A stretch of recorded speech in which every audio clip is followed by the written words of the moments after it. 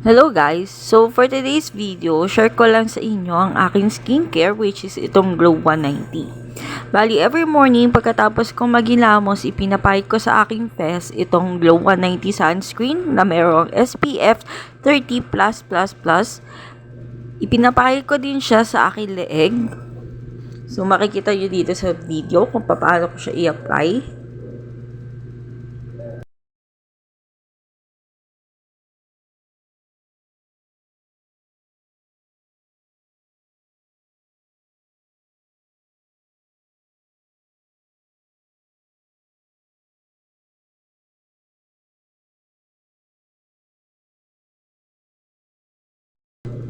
Yan, so since tapos na tayong maglagay or mag-apply ng sunscreen sa ating face, bali ito naman ang ginagamit ko guys bago matulog, which is yung night cream at yung toner ng Glow 190.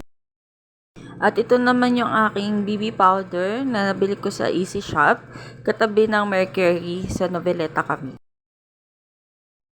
Yan, so as you can see guys, naglalagay na rin ako sa face. Wow! At this moment, oo.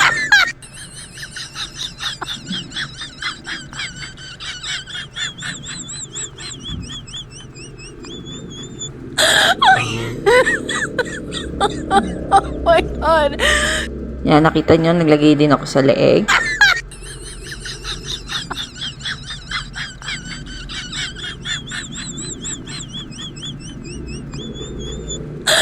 Ganyan lang ako maglagay ng aking BB powder, guys. Yan, so, ayan, maglalagay na tayo ng ating lip tint. Pero hindi naman tayo masyado mapot lang tignan. Na kahit anemic tayo, blooming pa rin tayo. Oh my God! Yan. So, check pa rin natin yan kung may mga lagpas-lagpas or ano. Kasi, kaya mo lumabas ng balor, diba? What?